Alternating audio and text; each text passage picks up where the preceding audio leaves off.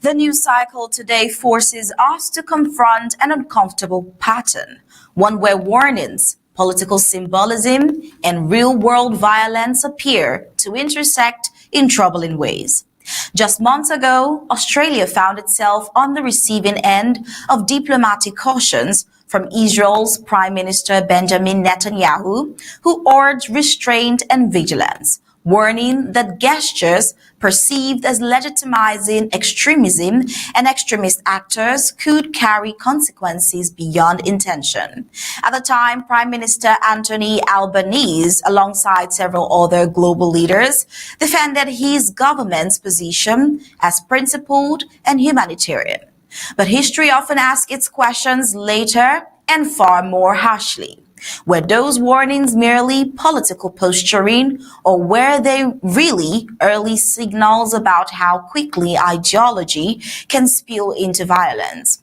Can a state afford to believe that engaging dangerous actors will tame them, feeding the crocodile in the hope that it will not bite, only to discover that the danger was never containable? Today, Australia mourns victims of one of its deadliest mass shootings in decades, an attack driven by anti-Semitic hatred and carried out in a place of celebration and faith. The shock reverberates far beyond its shores, echoing alongside other violent headlines from around the world. Ambushes on military forces, ideological motivated attacks on civilians, and the steady erosion of safety in spaces once thought secure. Are these incidents isolated, or are they symptoms of a wider global failure to confront extremism early and decisively? What happens when political caution, fear of offense, or diplomatic calculation delays firm action? And at what point do societies accept that security, tolerance, and freedom must be protected together, or they collapse one by one? Well, as shootings dominate the news today, from Sydney to conflict zones abroad, one question lingers uncomfortably in the background. Is it time for the world to reassess how it balances ideology, security, and access to weapons? Perhaps the conversation is no longer about whether gun laws should change, but whether global leaders can afford not to revisit them before the crocodile bites again. Well, this is the Flash News. I'm Star Smart. Let's begin.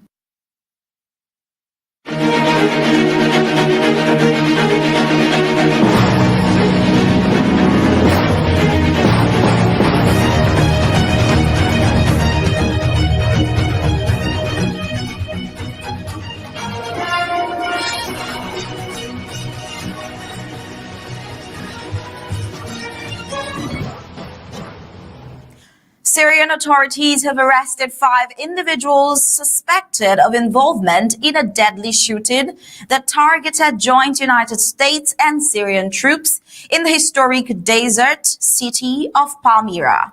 An attack that left 3 American soldiers dead and sharply escalated tensions in an already volatile region. Syria's Interior Ministry confirmed the arrest on Sunday, a day after the ambush, describing the suspects as having direct or indirect links to the assailants. Though details of their affiliation remain undisclosed, the attack has drawn a fierce response from Washington, with the United States President Donald Trump vowing severe retaliation against those responsible, signaling the possibility of renewed military action. So we mourn the loss of 3 great patriots in Syria. You know how it happened. It was an ambush, terrible. We also have 3 wounded that seem to be doing pretty well. So we mourn the loss. These are 3 great people. And it's just a terrible thing. Syria, by the way, was fighting along with us. The new president of Syria as they told me, and I'm not surprised, he's devastated by what happened. This was an ISIS attack on us and Syria. And again, we mourn the loss and we pray for them and their parents and their loved ones. Very, very sad. Mr. President, will the U.S. retaliate against ISIS? Yeah, we will. And will the U.S. forces attack again? We will retaliate. Thank you very much. Well, the incident underscores the persistent instability in central Syria, where remnants of extremist networks continue to exploit security gaps despite years of counter-terrorism operations. It also places possible renewed strain on the U.S.-Syria relations, already defined by mistrust, sanctions, and competing military interests on Syrian soil. In a striking and humanizing counterpoint to the violence linked to Syria, Australian authorities identified a hero who intervened in a separate mass shooting incident in Sydney as Ahmed Al-Ahmed, a 43-year-old father of two whose refugee parents had only recently fled the war in Syria during the attack at Bondi Beach. Ahmed reportedly tackled an armed suspect, wrestled the weapon from him, and prevented further bloodshed. An act that witnesses say saved countless lives, but caused him great physical harm. An action that even President Donald Trump had to commend during his tribute to all the families affected by these shootings.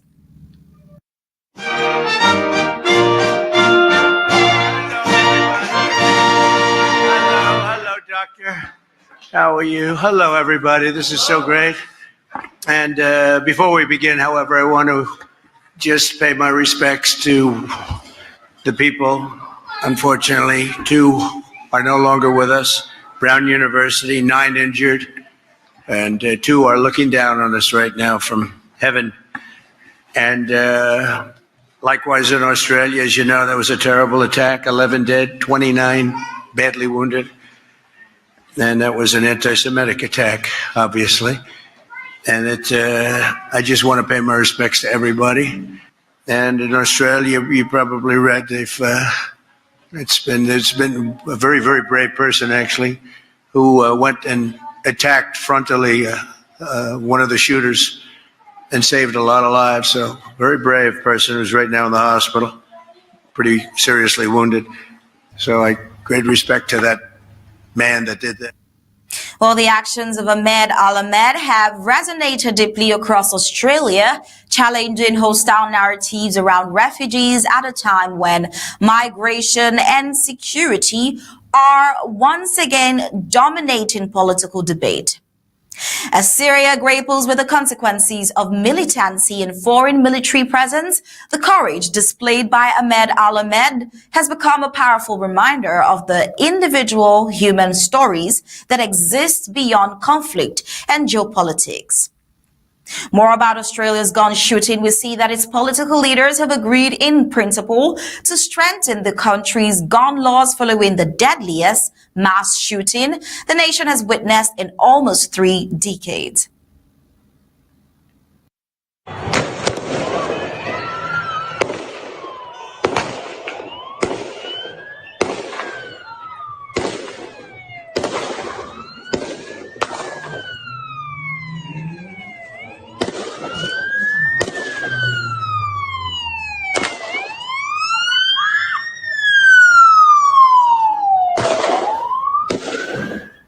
And that was moments before Ahmed Al-Ahmed went into the scene to intervene single-handedly. But then that video right there of these assailants shooting was the attack that shattered the country's long-standing sense of immunity from such violence. The decision comes after a father and son who we saw in that video opened fire on crowds attending a Jewish festival at Sydney's Bondi Beach, killing 15 people, including a child. The shooting unfolded on Sunday evening as families and worshippers gathered along the iconic shoreline to mark the beginning of Hanukkah. The attackers fired indiscriminately into the crowd, triggering scenes of chaos as beachgoers fled in panic through one of Australia's most popular tourist destinations.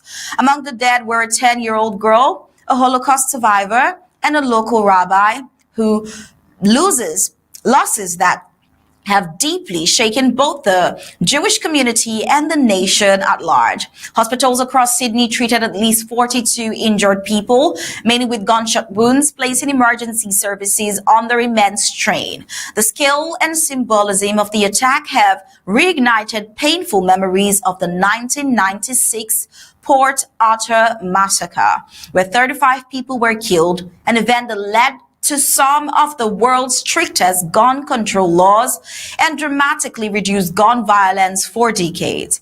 That such an attack could occur again has prompted urgent questions about loopholes, enforcement, failures, and the evolving nature of domestic extremism. Now, while mass shootings have remained rare in Australia, this tragedy has exposed vulnerabilities that authorities now admit can no longer be ignored. Well, here is the promise Australian Prime Minister Anthony Albanese made following this tragedy. What we saw yesterday was an act of pure evil, an act of terror, an act of anti-Semitism, an attack on the first day of Hanukkah targeted at the Jewish community. A dark day in Australia's history on what should have been a day of light. We are stronger than the cowards who did this. And I want to conclude finally by saying that the government is prepared to take whatever action is necessary. Included in that is the need for tougher gun laws. This afternoon at 4 o'clock, I will put on the agenda of the National Cabinet tougher gun laws, including limits on the number of guns that can be used or licensed by individuals. Well, the coming weeks are expected to see intense political debate over balancing civil liberties, public safety, and the lessons of a past many believed had been firmly left behind. But then away from Australia and on to Chile, we see it has elected its most right-wing president since the return of democracy 35 years ago, marking a dramatic political shift in a country long seen as a bellwether for progressive governance in Latin America. Arch-conservative Jose Antonio Kast secured a decisive victory in Sunday's runoff election, winning approximately 58% of the vote and defeating his leftist rival, Janet Jara, by a wide and unbridgeable margin. Kast's triumph reflects growing public anxiety over crime, migration, and economic stagnation, issues that dominated the campaign and resonated strongly with voters frustrated by years of social unrest and slow recovery from the pandemic. A former lawmaker known for his hardline positions, Kast pledged to expel hundreds of thousands of undocumented migrants, reinforce Chile's northern border, and adopt what he described as a firm hand approach to tackling near record levels of violent crime. He also promised to revive an economy weighed down by inflation, unemployment, and investor uncertainty, arguing that security and order are prerequisites for growth. His opponent, Janet Jara, a communist and former labor minister, led a broad left-wing coalition that warned Kast's agenda risk rolling back social gains and human rights protections achieved since the end of military rule. Kast's election signals a profound recalibration of Chile's political landscape and places the country alongside a wider global trend of right-wing populist resurgence.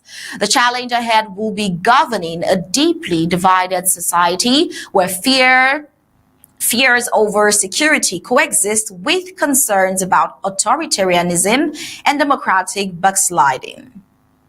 And in our last report, we see Hong Kong's most prominent pro-democracy figure, media figure, Jimmy Lai, has been found guilty on all charges in a landmark national security trial, a verdict that rights groups say marks a decisive blow to press freedom in the Chinese-controlled territory. Hong Kong leader John Lee said he welcomed the guilty verdict against media tycoon and pro-democracy activist Jimmy Lai. 法庭裁定黎智英同3間被告公司全部控罪罪名成立。我歡迎法庭嘅定罪判決。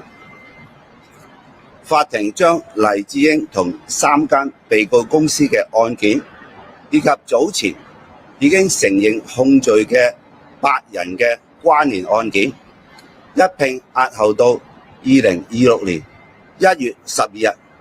聽取求情，然後公布判刑日期。 Oh, well, he called the ruling a demonstration of legal justice and a safeguard of the city's core values, giving this reason for why he welcomes the guilty verdict. Let's take a look. 黎智英長期利用旗下媒體《蘋果日報》，肆意製造社會矛盾，挑撥社會對立，煽動。 Well, he also talked about inciting hatred, but then the ruling delivered on Monday concludes one of the most closely watched legal proceedings since Beijing imposed its sweeping national security law in 2020. Prosecutors portrayed Lai as the central architect of 2 alleged conspiracies aimed at soliciting foreign governments to impose sanctions or take hostile actions against Hong Kong and mainland China. They also accused him of using his now shuttered media outlet to publish content that incited hostility towards the authorities and undermined state power. Lai, who is 78, denied all charges throughout the trial, insisting that his actions were protected expressions of free speech and political opinion. Despite his pleas, the court convicted him on all counts, exposing him to a possible life sentence when punishment is handed down. He retains the right to appeal. The verdict has drawn swift international condemnation. As a British citizen, Lai has become a diplomatic flashpoint, with the United Kingdom's government denouncing what it described as a politically motivated prosecution and calling for his immediate release. Human rights organization warned the case sets a chilling precedent, signaling that dissent, journalism, and criticism of power are no longer tolerated in Hong Kong. For many observers, Lai's conviction represents not just the silencing of one man, but the effective end of the city's once vibrant independent media landscape, an erosion of freedoms that defined Hong Kong's global identity for decades.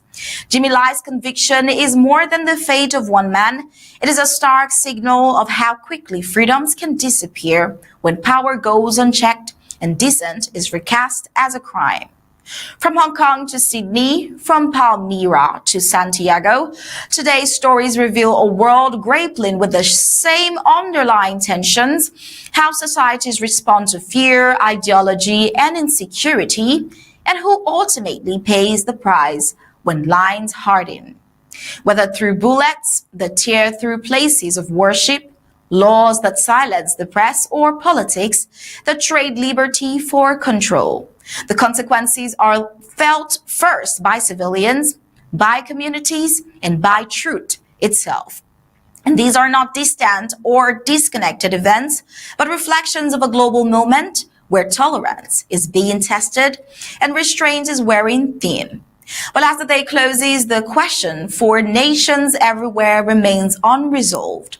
Will governments act early to protect life, freedom, and social cohesion, or wait until tragedy forces change? For now, the headlines speak clearly, and the cost of inaction grows louder with each passing day. This has been the Flash News. I want to say thank you for joining in.